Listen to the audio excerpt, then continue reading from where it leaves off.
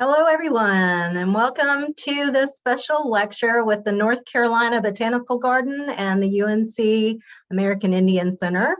And happy American Indian Heritage Month. I'm Joanna Lalikas. I'm Director of Education here at the North Carolina Botanical Garden. And I'd like to introduce Jessalyn Kazaya, a special guest with us from the UNC American Indian Center, Community Engagement Program Officer, with some words of welcome as well. Hi, everyone, and thank you, Joanna. My name is Jessalyn Kazaya. I am, as Joanna said, the Community Engagement Program Officer at the UNC American Indian Center. I'm also an enrolled member of the Lumbee tribe of North Carolina. And with that, I'm so excited about our program tonight, both personally and professionally. I will say I've been a fan of Arvis's work for many years and have my copy here on hand. I would be getting it signed if we were in person because I so respect this work and I'm excited to hear from this. I'll also say we have a full calendar of events for American Indian Heritage Month all across campus and community. Some are in person and some will be accessible via Zoom more widely. So I'm going to drop that calendar link in the chat so you have access to all of those events. We do hope you'll join us again. Another one that I'll feature just specifically, if you like this content, you'll love. Also next week, we have a native plant symposium that is focusing all around more widely on the relationship between native people and native plants. We have a seed swap. We have hands-on demonstrations. It's going to be in person at the Botanical Garden next Friday, or you can attend by Zoom if you're around. So I'll drop those in the chat and I'm going to hand it straight over. We really appreciate you being here and happy American Indian Heritage Month.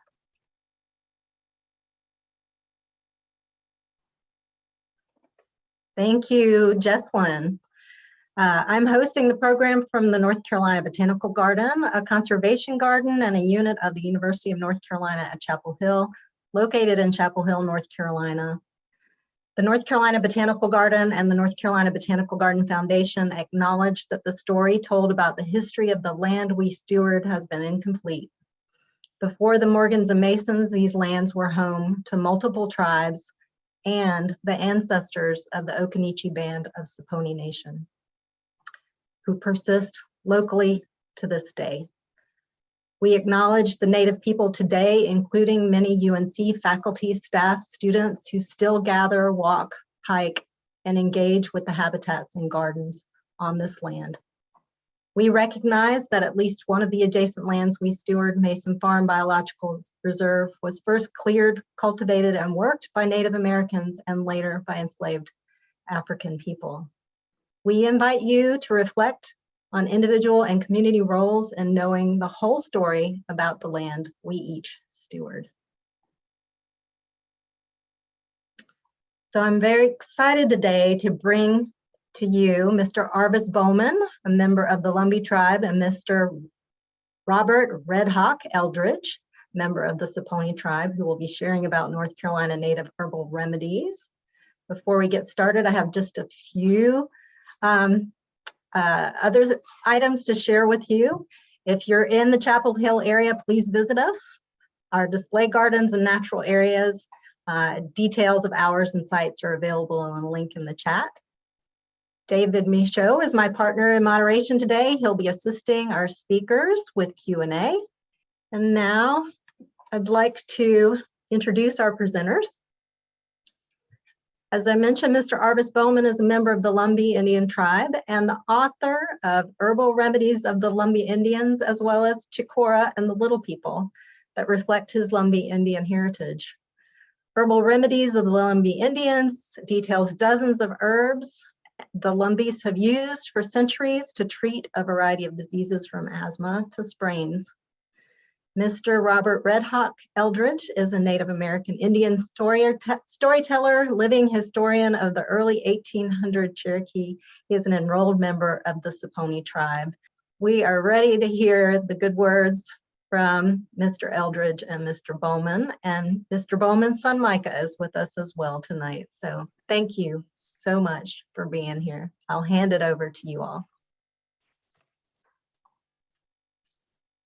Thank you, Joanna, David, and Jessalyn. We appreciate your support And I want to thank everyone for joining us this evening. Seems like with COVID-19, there's been a renewed interest in getting back to our proverbial roots. I think that Mr. Eldridge would agree with me, Mr. Bob, my new friend Bob, that we don't think that these herbs take the place of prescription medicines, but they aid in wellness. And I find a lot of the problems in talking with the elders and other folks, the problem with prescription medicines a lot of times is they have their systems in the body and they have to drive down one system or just take care of the symptoms of one system to, to supposedly get rid of something and not really cure. The good thing about a lot of herbs, they might take more time to heal, but the herbs will boost up the immune system, boost up the other body systems, which is a great thing. So I'm going to go ahead and share.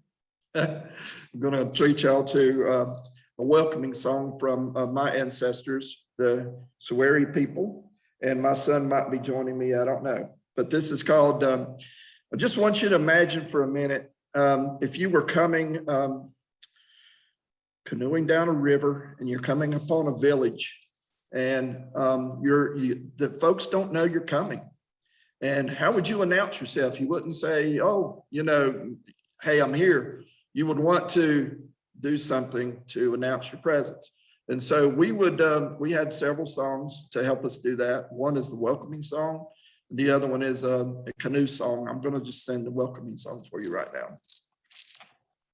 Mike, if you want to join me.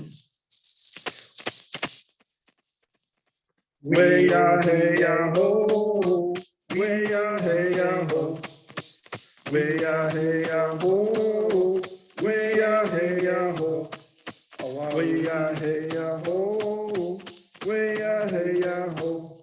We away and we go, we away and we go, we away and we go, we away and we go. Way ya hey ya ho, way ya hey ya ho. Three cray. All right. Hey. All right.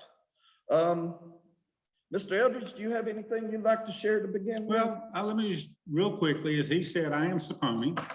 My people are actually from Person County, North Carolina, and Halifax County, Virginia, where in 1911, we were recognized as the Indians of Person County.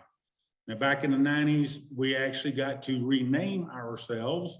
And in Richard Byrd's book, where he was doing the survey, he said that a Saponi Indian was very helpful in conducting his survey.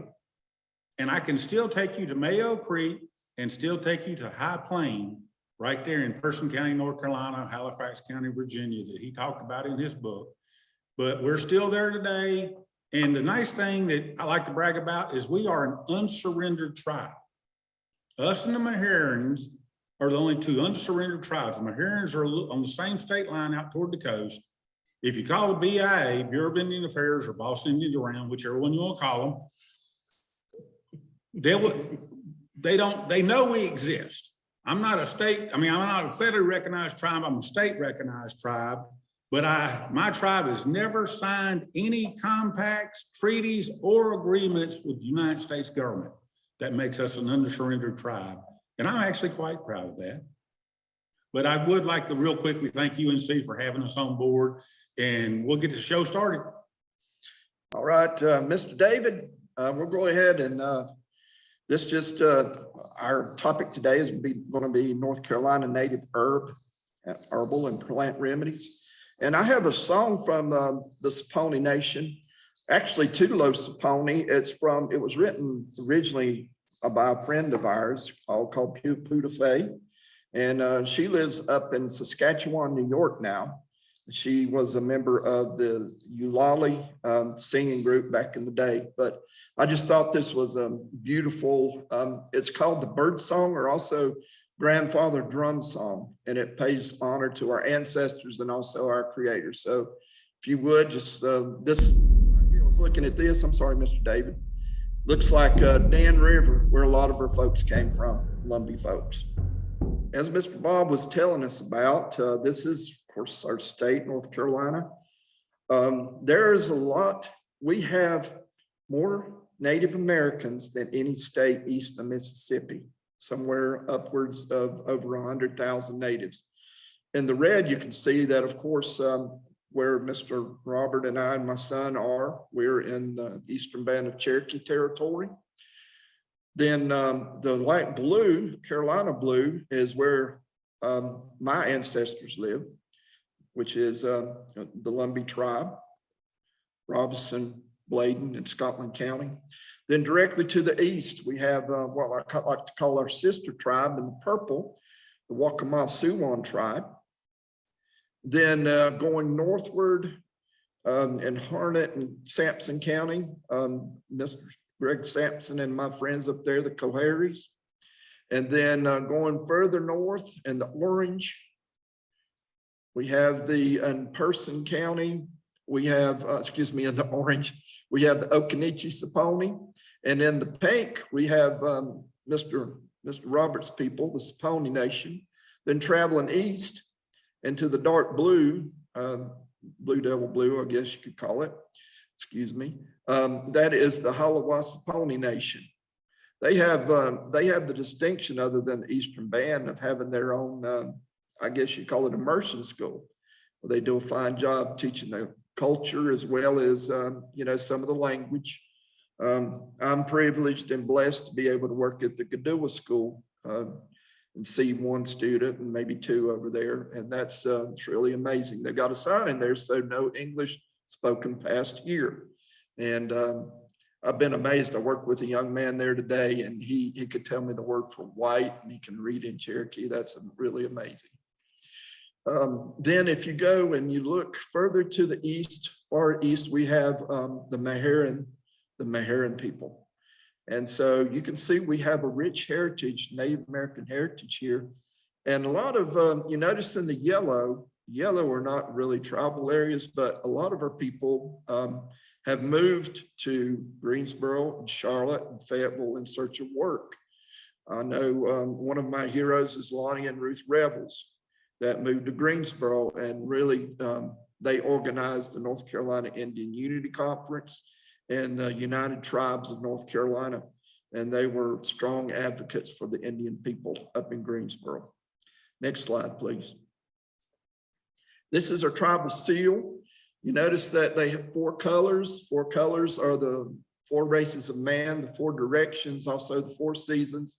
On the outside, you might notice that triangles. That's for the pine cone patchwork. It's a symbol of the Lumbee people. Sometimes I call that the star because we have a tale that deals with how we view comets as being a blessed thing and not a cursed thing. And so it actually can go by 2 things, the pine cone patchwork or the star. Next slide, please. And this is our flag. You can notice in the background, you can see a brick building that's called Old Main.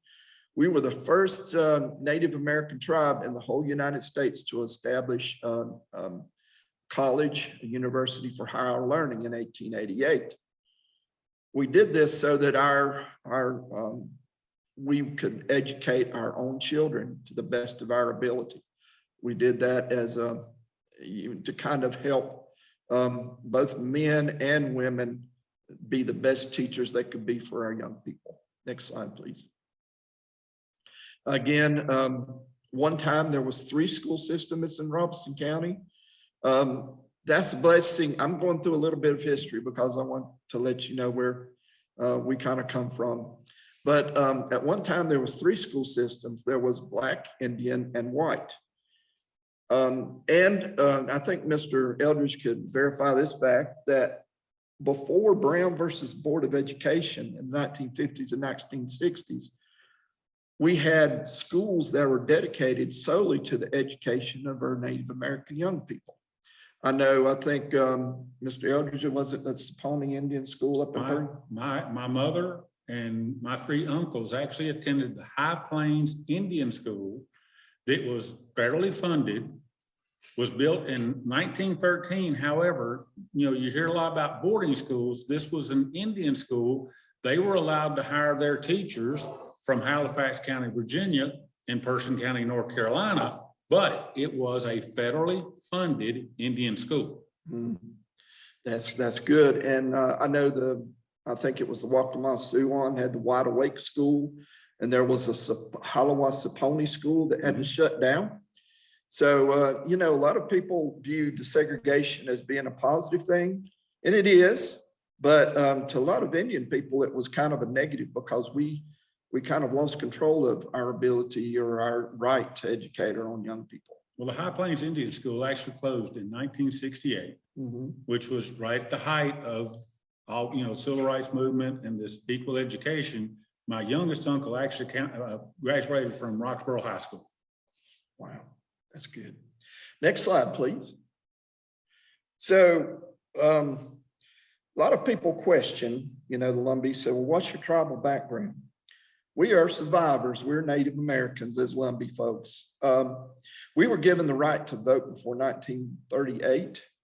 But after that, the Nat Turner Rebellion came, and there was kind of a frenzy or a panic that people of color were going to get together and overthrow the, I guess you call it the Old South system.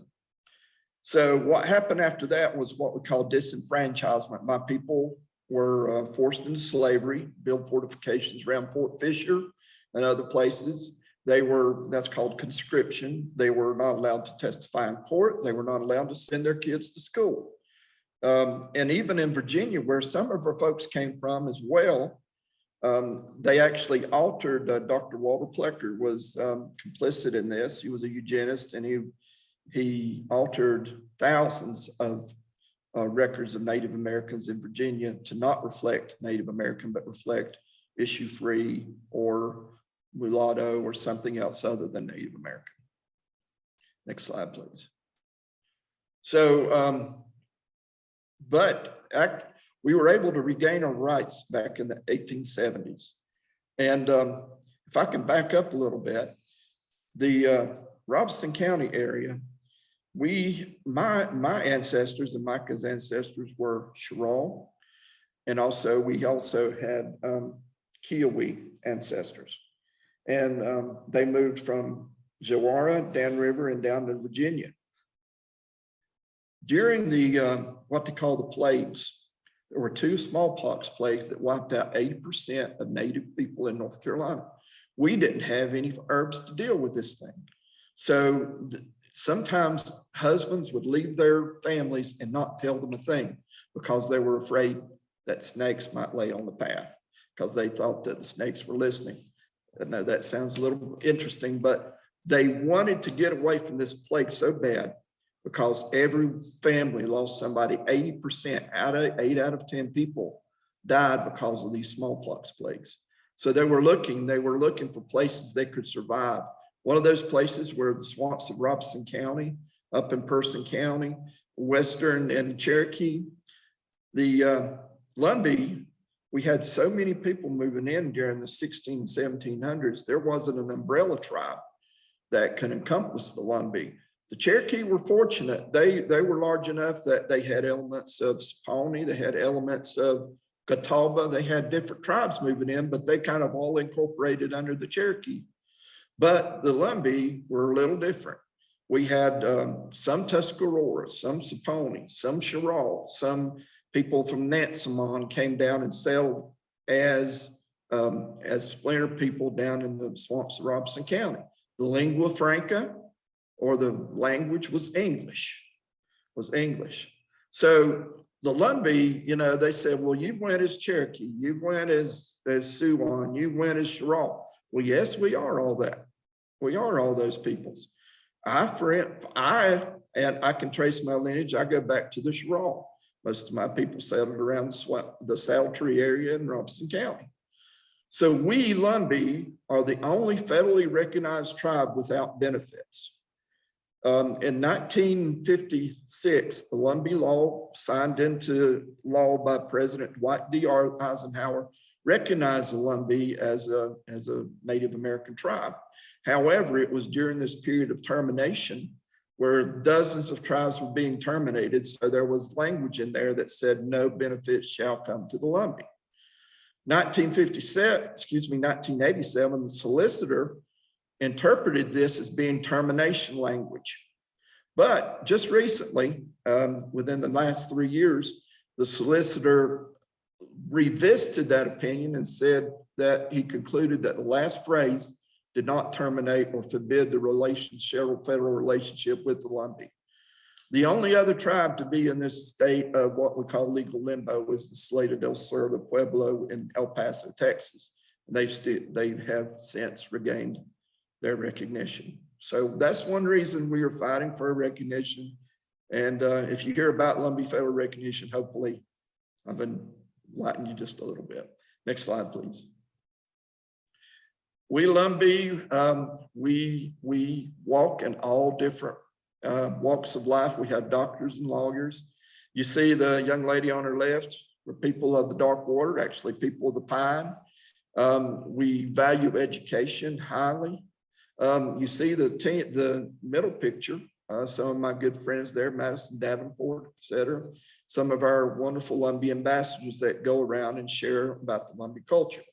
And then if you look at the picture of your right, recognize John Stickboy Oxendine and several others, tribal members that, you know, love the powwow dancing and drumming. And so we represent ourselves in all different facets of life. Next slide, please. You can see again pictures of the ambassadors. Heart of our territory is the Lumbee River, where we get our name from. And then we are agricultural people. That's an old tobacco barn. You don't see too many of those anymore, but that's part of our history. Miss April Whittemore, that won Miss Indian World 15, 20 years ago, she had to exhibit a native talent, and that native talent was tobacco time, because we've done that for many years. All right, next slide, please. These are some of our Lumbee Indian wisdom keepers. The book that I wrote with Miss Loretta Oxendine is an informal tribute to maybe our most wonderful, amazing Lumbee healer, Vernon Cooper. Vernon Cooper is this picture here on your left. His the phrase he used is a phrase I love. He said, "Knowledge is of the present, but wisdom is for the future." And then, and that's true. You got to kind of go beyond knowledge and science sometime and take a leap of faith to really find out the truth. And if you look on the right, you see Merle Carter, medicine man. We lost him, unfortunately, last year. Merle Carter was an amazing man. He told me a lot of stories. He was known as Sasui. That means many skins. And he's a great loss for our tribe. Next slide, please. Another one of our wisdom keepers that was really educated me and a lot of other folks on, you know, a strong part of our culture was Pete Spotted Turtle Clark. He was part of a revitalization efforts for the Lumbee called the Red Man's Lodge. And his herbal philosophy was mind over matter. And he kind of reflected what Mr. Vernon said. Another one of Mr. Vernon's statements, he said, maybe it takes herbs, maybe it takes touching, but most of all, for something, medicine to work, it takes faith. Deepak Chopra, I know 15, 20 years ago, had something he did called pulse diagnosis, where he could feel the energies. Well, Mr. Vernon back in the 60s actually did that for a lot of our people. He would run his hands across a person's body and he could find out where the ailment was and everything. He was a very gifted man. Mr. Pete, he exemplified the mantra of many Lumbee elders, not what are my rights or what is in it for me. His question was, what are my responsibilities? How can I fulfill my responsibilities to my ancestors and to my people? Next slide, please. Mr. Robert might speak about this, but the schools, what word am I looking for? Well, our schools were actually not boarding schools, but just government-funded Native American schools or Indian schools, as they call them. Right. The first, I guess you'd call it sort of kind of, not really a boarding school, was for Native Americans in Virginia, and it was established in 1723. what they wanted to do is they wanted to strip native identity and give native names. There were Catawba, there were Nansemond, there were Saponi, there were Sherall, there were all sorts of folks. Charles Griffin was the minister and the first headmaster of this school. Now, one thing I failed to mention here is that one graduate of this Brafferton Indian School, which is now in William and Mary, was John Nettles. He was Catawba. His people would make fun of him because he dressed in the European way. But he used the education that he received from this boarding school to advocate for his people. And that's really, to me, that's a great story of how a Native person used the education they had to advocate for their own folks. Next slide, please. Mr. Robert, you probably know some of these folks here. Some of my relations, Chief Martin and a few others. The picture on the right is an actual picture from the old boarding school, or not, I'm sorry, not boarding school, but the Indian school. Now, you have to imagine that this school had only 6 classrooms. There were 2 grades in each classroom. It was a fairly good sized school, but in this picture, you can see at the most, it maybe had 300 students, and that was high attendance at 300 students.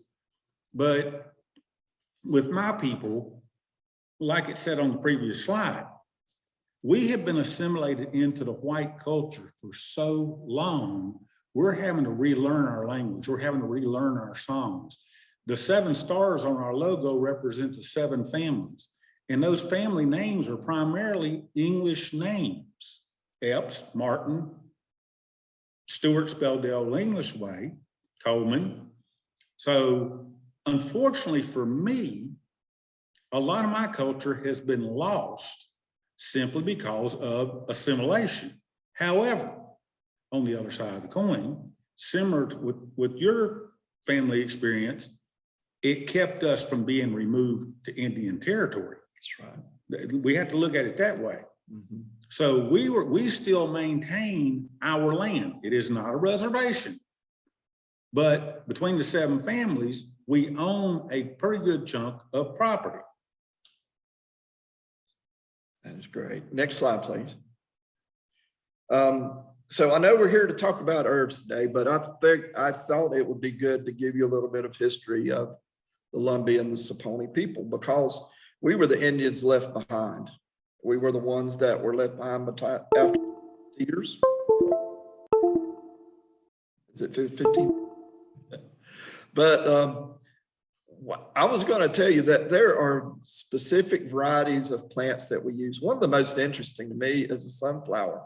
Sunflower is indigenous to North America, but it was actually the Russian people took it and kind of cultivated it and made it into different varieties. Then the native people, especially among the Southwest native folk, came and they used sunflowers in a lot of their recipes again. So that's one plant that was actually taken from us and then gave back to us in a different way. And next slide.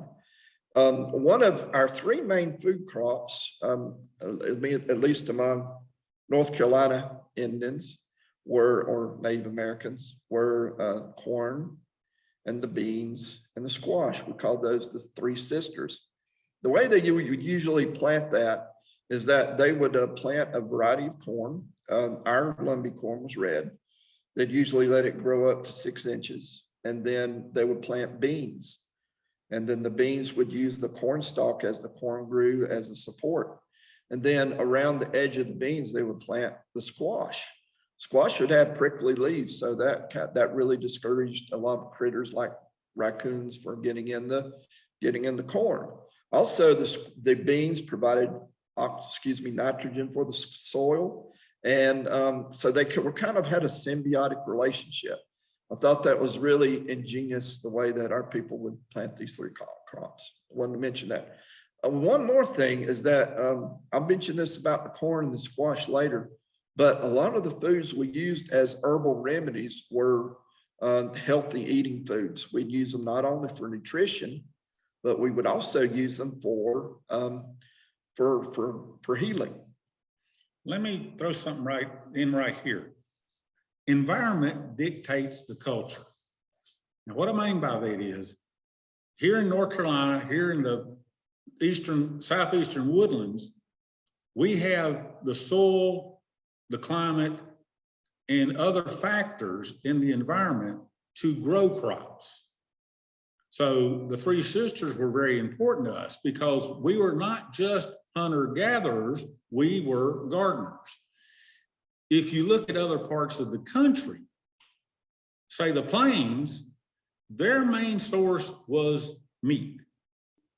They didn't grow a lot. Well, they couldn't grow a lot.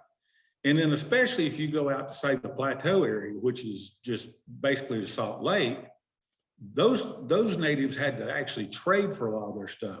So just remember that environment dictates the culture, and we are in a very, very, very rich environment here in the Carolinas, in the Southeast woodlands, to grow a large variety of things that a lot of people don't realize. Native Americans had it first.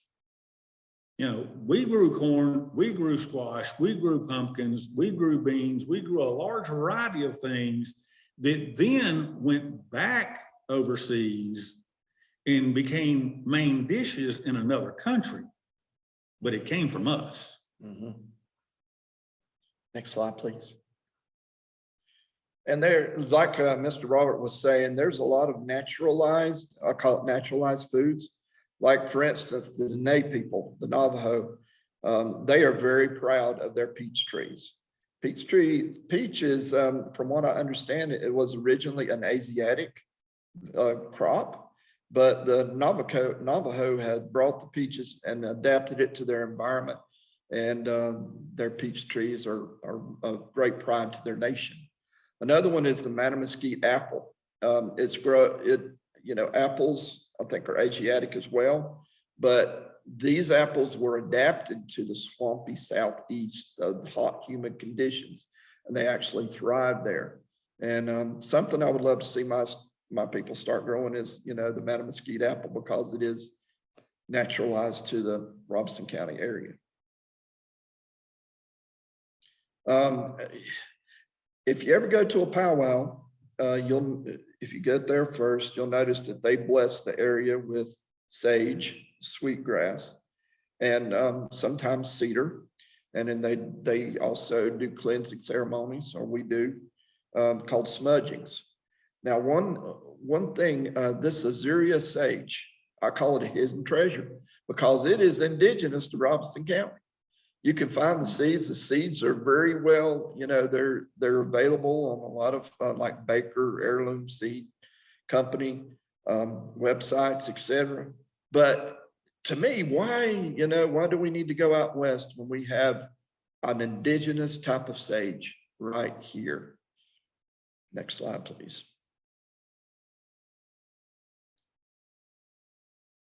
Okay, so we prepared medicines in a variety of ways. I want to show you something. If I could, Mr. David, could I have switch on to us for just a second? You're all set. All right. Now, this might not look like a calendar to you, but this is a calendar. This shows how the Creator had, and their sustainer, had actually put things in nature to guide us. On this turtle shell, there are 13 moons in our original calendar. We did things at specific times. There was a green corn moon. There was a harvest moon. We just didn't sit around and say, oh, let's sing this song or let's tell this story. There were specific stories and specific songs that were told and also sang during each one of these moons. And if you could see the outside, which I know you can't see very well, there are 28 different sections. There's 28 days in a lunar cycle, 28 days in each moon. It's a calendar. Some people might say it's a turtle shell, but maybe today you'll look at it a little differently. If Mr. David, if you could switch back, please. So again, we sometimes, depending on the time of year, we would harvest either the roots or the stems. Many of my ancestors would use the rule of 7 because you didn't want to deplete a herb if you found it in the area. So you would pick every seventh one. Freeman Owl, one of my friends from the Cherokee Nation, says that the plant chose the people didn't choose the plant. But the way we would usually prepare it, we would either do what we call a decoction, which means boiling the water out and just leaving the essence of the plant. We would do an infusion, which means soaking the barks or root like an alcohol or water to draw the healing properties out. A poultice, you boil it down and mix it with bean meal or something else and put a cloth on top of it. Or you could do what we call a salve and an ointment, which you mix it like deer tallow or in later years, pig lard. And then you mix it to make like an ointment and then a tea. It was kind of like an infusion in a way, but maybe a little stronger. So depending on the moon and the time of year, again, it would be when you would use the roots, the leaves, or you would use something else. So Vernon Cooper used to talk about, to understand one's future, you have to understand the past. And I think that's, what a lot of people, that's kind of an encompassing philosophy. Let me expand a little bit on what Freeman Owl has said, that the plant chooses the person, not vice versa. We need to understand that the European culture and the Native American culture believe things in two totally different ways. The European culture came in and started dividing up the land. They wanted to put up fences and say, this is yours and this is mine. They wanted the natives to grow crops, plow acres of land to grow a single crop. In native culture, we don't own the land. We would set boundaries, but there was no fence, there was no hard line. They were just boundary markers or something. So with that in mind, native people see themselves as just another piece to a very complicated puzzle. We're not here to dominate over. We're not here to own. We're here as a part of. And that's what Freeman is talking about. Because we're just another piece to a complicated puzzle. Then an animal gives itself to us. We don't go and hunt an animal just for the sport of hunting. We hunt animals for the need to feed the family, to make tools, to make clothing. So the animal gives itself to us. And the same thing applies to plants. I know it sounds a little strange, but if you look at it as you're just a piece to a complicated puzzle, then all those other pieces are your plants, your water, your air, your four-legged, your two-legged, the birds of the sky, the fish of the streams. So a plant chooses the person. You don't go choose the plant. Next slide, please. So here are some of the plants that we used. One is called adder's tongue. I know the education of Little Tree has gotten a bad rap, and I apologize, Mr. Eldridge, if you don't like that book, but I have it as well. But the boy in education of Little Tree said it looked like a snake's tongue, a little white snake's tongue coming out. Described how the Cherokee culture would use it, but the Lumbee, they used the whole plant to make a poultice. Remember, that's where you'd lay the cloth on top. And also, Willie French Thompson advised drinking a tea or really a strong decoction at the same time. And it was used as an emetic, which means, cause you to throw up and get rid of the poison, or swelling, which we call dropsy, and it blooms in early spring. Next slide, please. American ginseng, it's getting harder and harder to find the roots. Sometimes the roots can sell for hundreds of dollars up here in the mountains because of the great demand in China. But increased energy, you make a root tea, or it reduces inflammation, lowers blood sugar.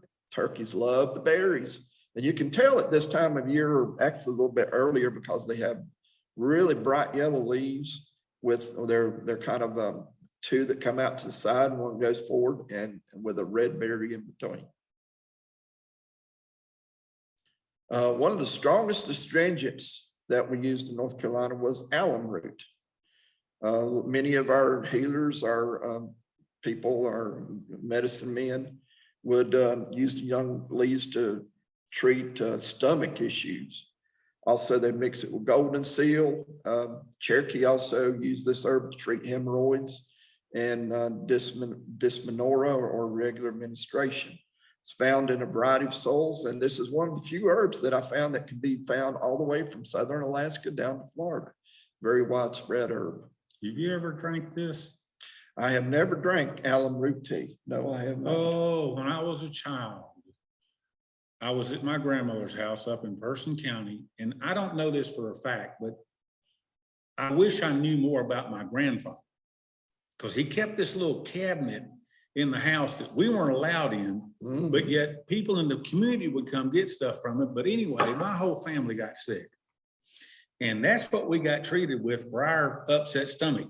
It killed us, but oh my goodness, it about killed us to drink that stuff.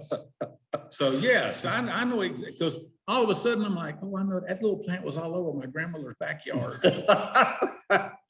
Oh, it is some nasty stuff, but it worked. It works.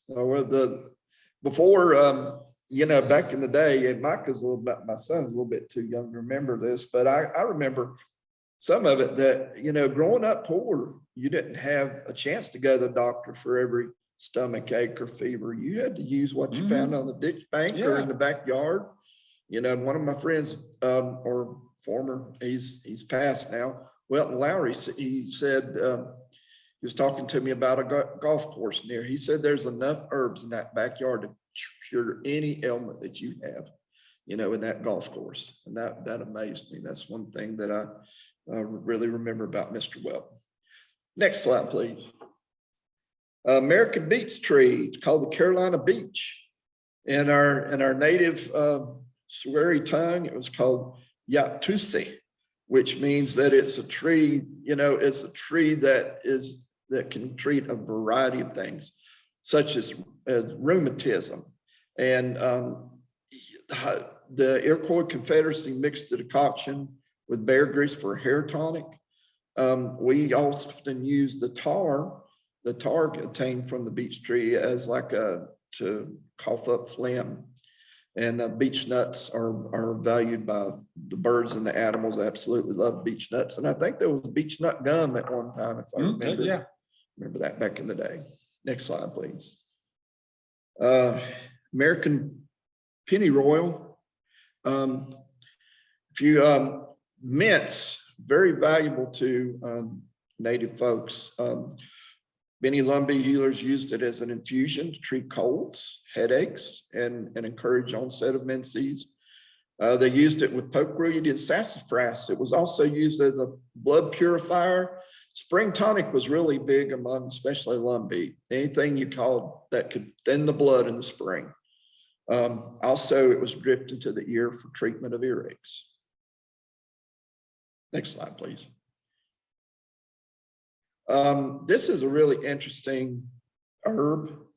The reason I call it interesting is because this type of holly grew mostly in the eastern part of the state. And Mr. Freeman shared with me that the Cherokee would often trade flint with my ancestors for the, I guess you call it the decoction of the American holly. It's called the black drink. And what it would do, it would make you throw up. And this really wasn't used as a medicine so much as it was during what we call the ceremony, during the green corn ceremony, or sometimes it was called the busk. We would sweat, and then we would drink the black drink, and that would cause us to throw up and also sweat. And that was thought to get the purifying, help in purification, as well as you know, just making you see visions and expand your horizons. Mr. Earl was talking to me about this, and he says they would consume the black drink, Mr. Earl Carter, but they would do it in very diluted quantities, and said during the winter, especially during the winter, instead of going to take a dip in the creek, which a lot of folks would do after the sweat, they would throw buckets of cold water on each other. Mm-hmm. So anyway, Osceola, which was the Seminole were actually part of the Creek people. His name actually meant black drink singer. Next slide, please. Ball root, also known as prairie potato. A lot of my ancestors called it Wheatie Waropre. It was a root that was boiled to obtain grease and make salve. This salve was used to treat sores and boils. The Seminole tribe would use the leaves for an infusion to treat fevers. This is one of my favorite trees because I love Old Bay seasoning. Old Bay seasoning just seems to really add a lot to seafood and other things, but this is where Old Bay comes from, the dried leaves of the bay tree. The leaves were also used to provide a good scent to lard when we were making soap, because we made it out of lard and also the bay scent, and often we would stir this mixture with a magnolia stick to really give it a good smell and flavor, because hog lard does not smell good. No. Bear grass, saw some of this just today here in Bryson City, also known as Adam's needle. The bear root was usually combined with tallow to treat sores. The Cherokee would use broom sedge and amaranth with bear grass to make a green corn medicine. And they would also use the bear grass sap as a soap substitute to wash their blankets.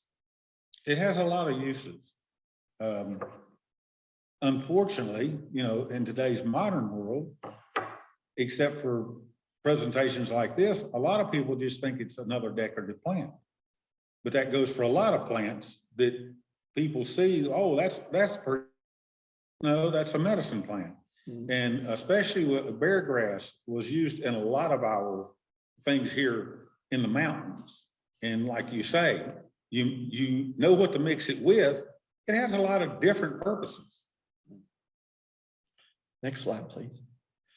Black cohosh, also known as black snake root. Maybe Mr. David could speak to this, but I met a young man here in Bryson City the other day, Cherokee, said he had on his stickball sticks, he had a rattlesnake drawn. And he said, yeah, I took the rattlesnake medicine when I was young. It helps me impart healing power. And but this herb, it helps with snake bites. Comes from the Algonquin word for rough. It was used by the Lumbee as a tonic, but like tribes such as Cherokee and other tribes would use it for snake bite. But Mr. Robert, can you expound a little bit on what maybe some of the folks up here mean is rattlesnake medicine? Well, unfortunately, here in Western North Carolina, we do have a large population of primarily copperheads. Mm-hmm. You get more down toward the Piedmont, where I grew up in Gaston County, North Carolina, there's a large population of rattlesnakes. Mm. But it never fails that here, anytime that the snakes are out, and it can happen really early in the spring, you'll get a fair amount of snake bites.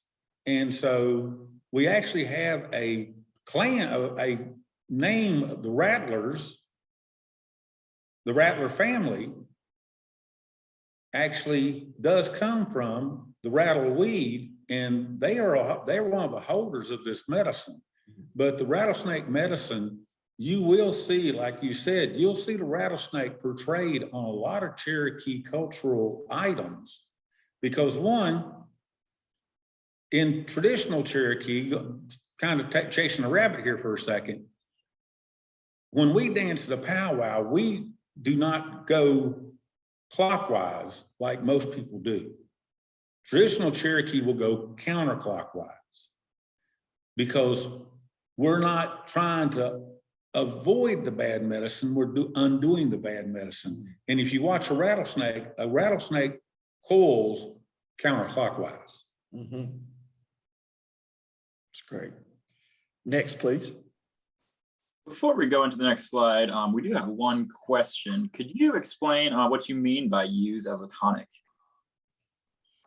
Usually as a spring tonic. A tonic is like a wellness, a general system wellness increase.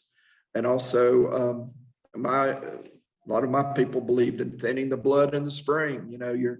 Your blood supposedly gets thick in the winter, and you use different things like poke and other herbs as a spring tonic to thin the blood and make you more lively during the springtime, I suppose. I don't know how many of you out there are old enough to remember this, but remember Granny on the Beverly Hillbillies always had a tonic. That's right. This is a loose translation of it, but you can almost call a cough medicine a tonic. It's something that you would ingest for a particular ailment. But like we've said, yes, a lot of your more traditional people always had a tonic, and sometimes it was seasonal. You'd have a tonic for the winter, help thin the blood. You'd have a tonic for the spring, to hopefully ward off some of the things that you would possibly get during the spring. So that's basically what a tonic is. It's something that you would use as a form of treatment. All right, thank you for that explanation. Let's move on now.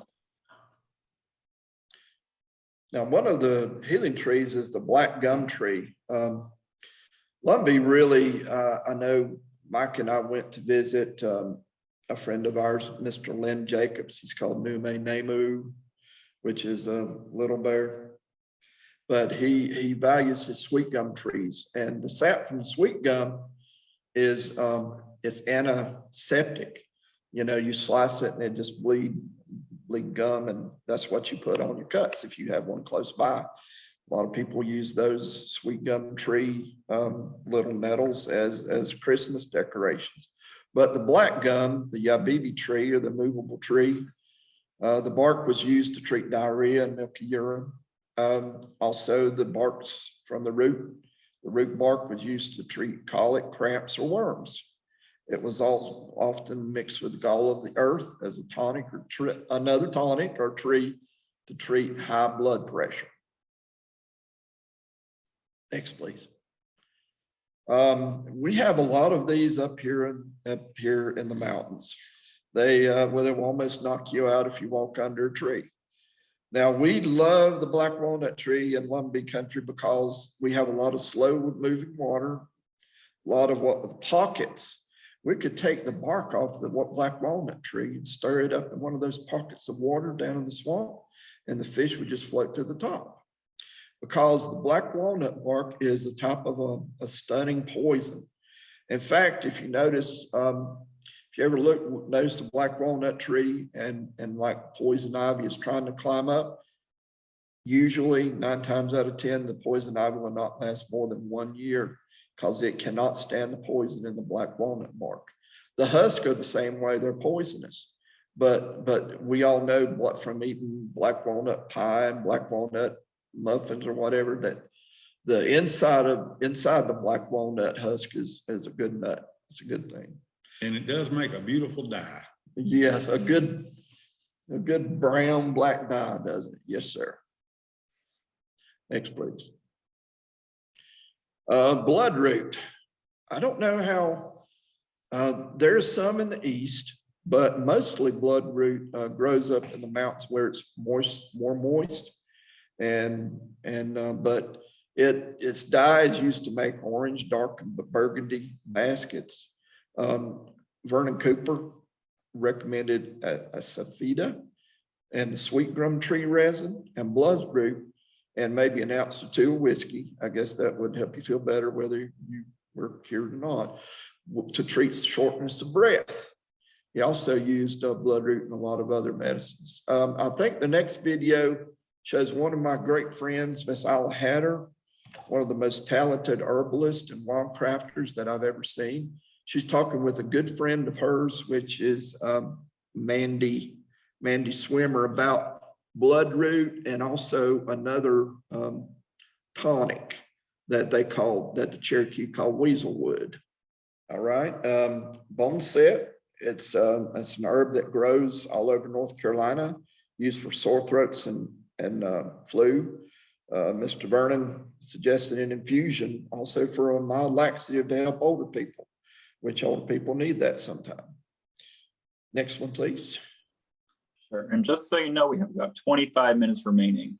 I know it's better to overplan than a broom grass. Believe it or not, you can tell the ripeness of a watermelon, not just the thump method, but according to, again, one of my favorite books, if the broom sedge grass goes sideways, then it's ripe. And if it stays like where it is, it's probably not. But again, one of my mentors, Mr. Earl Carter, said we used to use broom sedge in burial rituals. It's also we used it to make brooms. And at least our people believed, or my ancestors, that you needed to sweep the kids' footprints out of the yard at night. If you did not use a broom sedge broom to do that, then the little people or boogers would come and make bad dreams. So I know, again, Mr. Freeman was telling me that the little people up here in the mountains are much nicer. They help gather crops and repair things, but our little people down in the east were pretty mean. Well, I've encountered a few, and they can be quite mischievous up here in the mountains also. Maybe I wouldn't call them mean, but let's just leave it at mischievous. Mischievous, okay. Next one, please. Bugle plant found in moist places. A decoction for urinary disorders.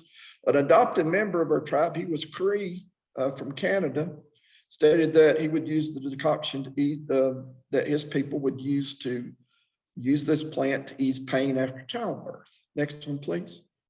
Butterfly root. You see this if you see a flash of orange on the hillside about late July, you know it's butterfly root. It's also called pleurisy root because it's one of the most effective medicines for, colds or anything. It can be frozen.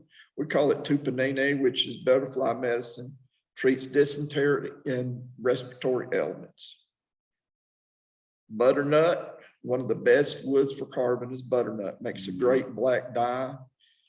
Cherokee would make pills for treat toothache. Got a great buttery taste. Collards or cabbage. My folks love to make collard wraps, also known as yahuhahere in the traditional language. It's also known as winter cabbage, used to treat jaundice, and when women used to put those to their chest. If they left it for just a brief time, it would unplug the milk ducts after they've had a child, supposedly.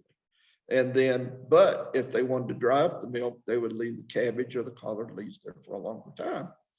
The Rappahannock would paste the green leaves to their head and use it for headaches. Chestnuts are known as the redwoods of the East. It's interesting that historians would describe huge flocks of passenger pigeons that would flock along the Pigeon River, especially, in Western North Carolina. It's amazing that once the chestnut started declining, it seemed to coincide with the steep decline of the passenger pigeon. And that was a great food source for a lot of native people in North Carolina. But back in the day, it was used for blood sugar control. And unfortunately, with the blight, it killed most of the chestnut trees.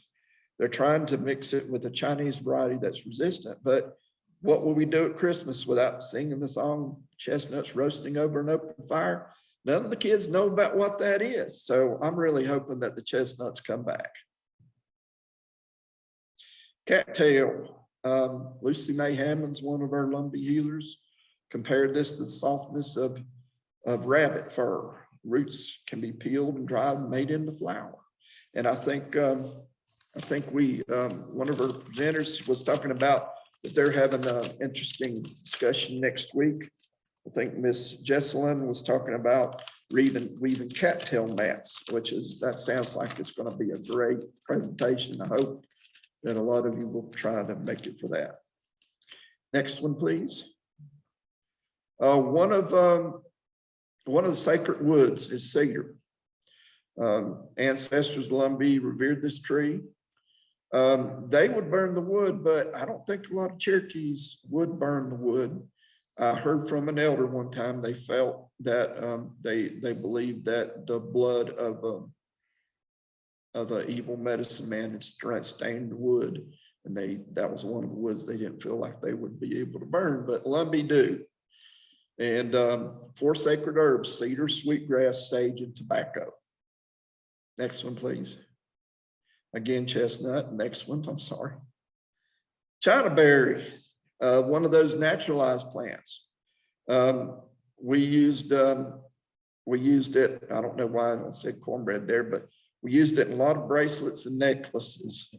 And that we would feed it to the mules. In fact, Mr. James Hammonds from our home community of Saddle Tree would feed it to his mules and said it made them rid the mules of parasites and also made them slick, made them look good. Again, collard. Next one, please. Okay, this is this shows how some Lumbees, in fact, one Lumbee started the collard wrap sandwich using our traditional foods.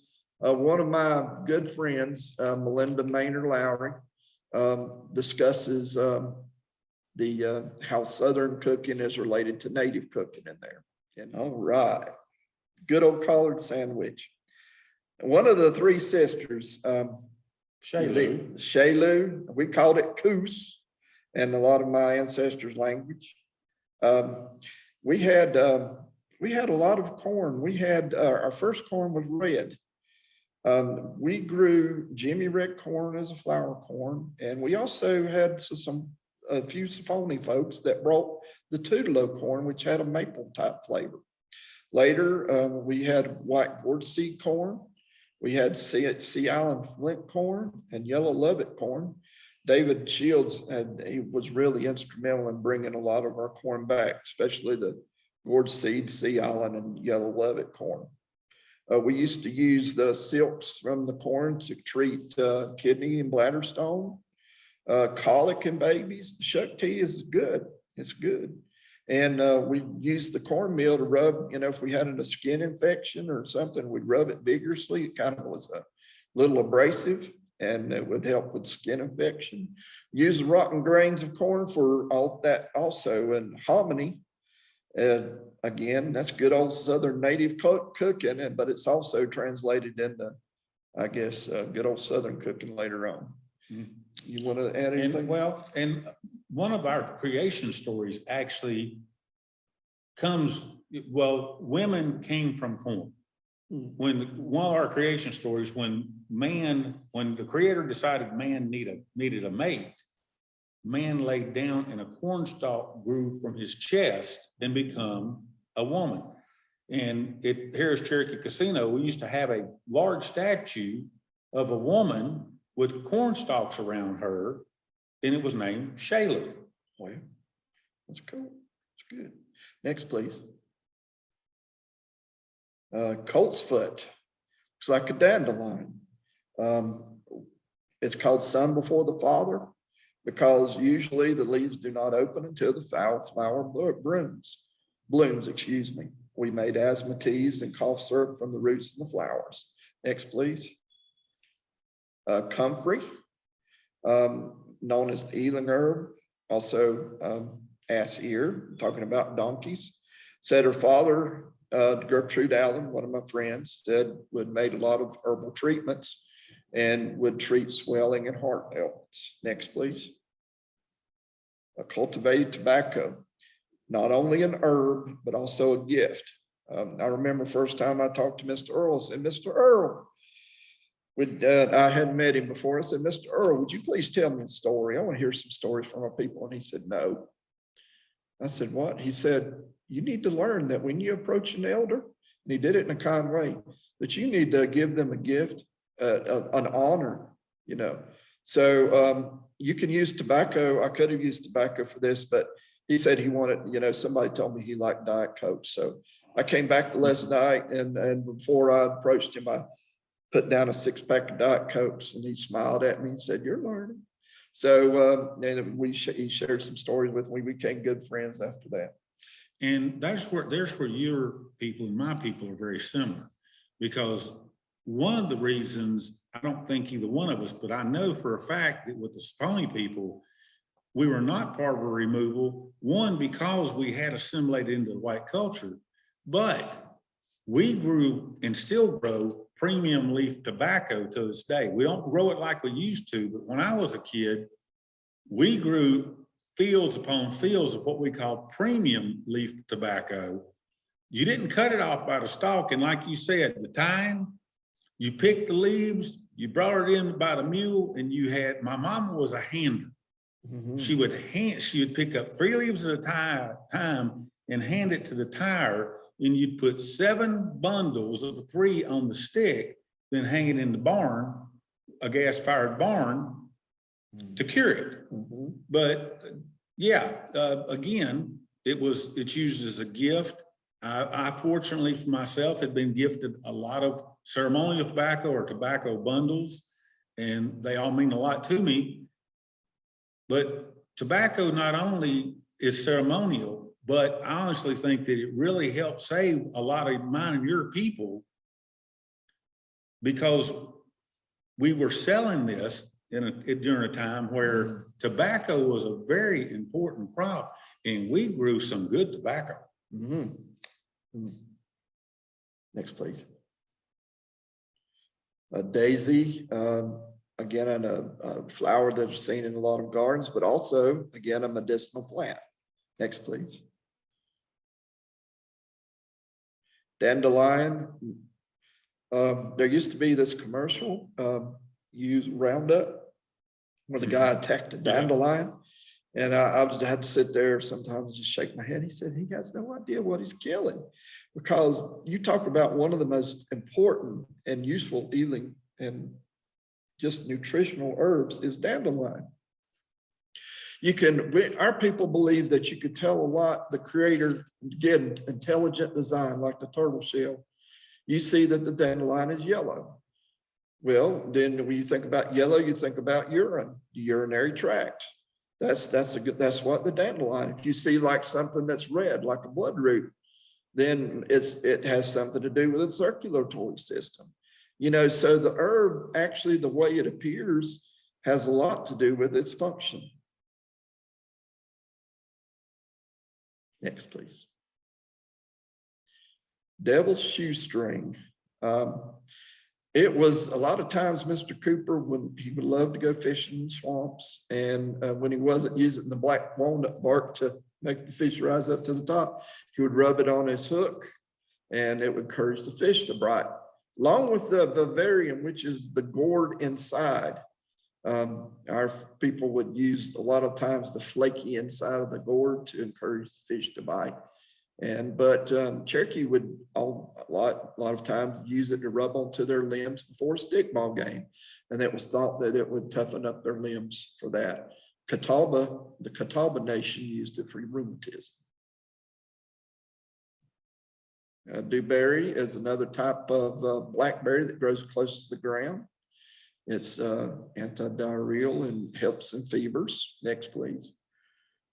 Dog fennel. Used to increase courage in men. They would rub it on specific areas of their body, and it would help. But believe it or not, I guess what we call the root workers, some evildoers, would use this root or this plant to try to control others. Yep, dog fennel. It was thought it could be used in mind control. I'm not sure about that, but that was Mr. Cooper would tell us to be very careful about, or tell others to be very careful about the dog fennel. Next, please. Dogwood. Mr. Cooper ate the wrong dogwood berries for chills. Also, several southeastern tribes use the dogwood root for red dye. Next, please. Elderberry, one of my friends, Mr. Douglas Locklear, makes great elderberry syrup.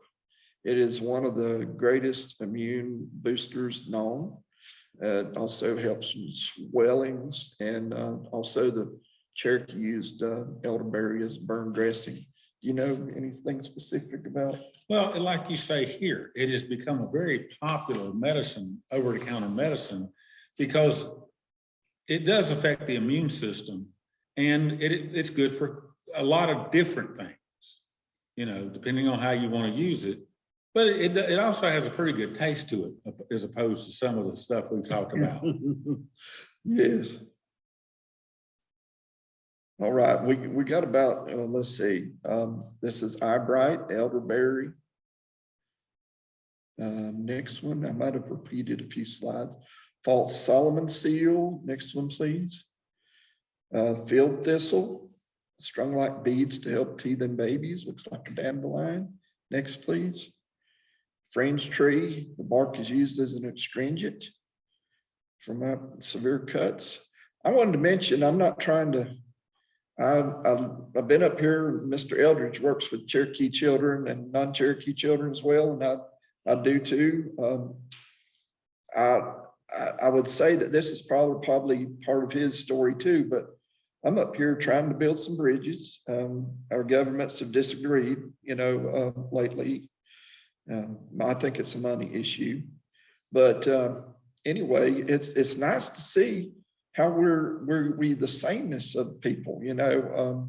Cherokee people are wonderful people, and I enjoy working with the kids. And I could say probably Mr. Eldridge would say the same thing, but you know, we share a lot of the same herbs. The Lumbee did use 12 different herbs though that no other tribe thought of follow use for. One is that I don't have on here, what we call wiki. Wiki, you know, scabies used to be a bad problem. You know, those little bugs that get under your skin. And our people would sometimes take a bath in what they call the wiki plant. And it would make them so hot they'd get up and run around the yard sometimes without clothes on. But I think, you know, I admit there's some people among our Lumbee people that hear what certain government officials say, and they think that's what all Cherokee think, and that's not the case. We can relate to each other as people, and I think we're much stronger together than we are apart. Yeah, and I know we're running out of time, but like he said, you know, we're both educators here in Swain County. I'm at Smoky Mountain Elementary School, go Tar Heels, and I am the Cherokee cultural teacher, even though I'm not Eastern Band, but I have a lot of good friends in Cherokee, and one of them being Chief Sneed actually came over the first week of my classes and gave a presentation for me. So we can work together. You know, it's just, we got to get past some of these little infighting things. And as I told you on the phone last night, what do you get when you put 3 Indians in a room? 5 different opinions. Exactly. So I know we're running out of time, and we have a ton more slides to actually go through, but can we open it up for just a couple of questions real quick? If we have any questions, otherwise we'll go ahead and we'll run to the end, but is there any? Absolutely. We do have a couple. One came in back when you were talking about sunflowers before we went into this alphabetical list. Are you referring to the Schneitz sunflower that grow in the southern Piedmont? This user mentioned that they've been told that the root is used like tubers. Yes, and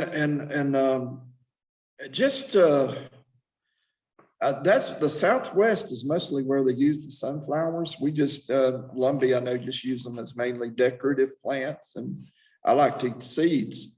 But you know, that it was kind of naturalized and propagated, a lot of the varieties from what I understand, in Russia, and then some of them were brought back over here, and I think they grow. Rains a lot up here, so it's not the best area to grow some sometimes, but especially in the sunny Southwest, the indigenous folks really enjoy their sunflowers. Our next question was about snake bite medicine. Was that a topical treatment or was that something that's ingested? That was with, there is a topical treatment. There's plants that you can use to actually put on top to draw out the poison. I think the one we talked about was the tea. And I'm not sure how the rattlers and Cherokee might use their snake bite medicine. A lot of times it was ointment, but here's the thing about most snake bites. People think that a copperhead or a rattlesnake, when they bite you, injects poison. Now, a baby copperhead always will. But I've been bitten twice by rattlesnakes, and a friend of mine has been bitten 3 times by by 1 copperhead and 2 rattlesnakes this year. They dry bite most of the time. They only inject enough poison to say you need to back up. They're not going to waste their venom on a human when they need it to kill their food.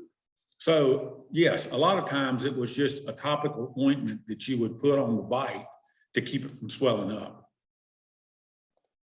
I see. Thank you for that. And one last question that came in. Are there any medicines from mushrooms?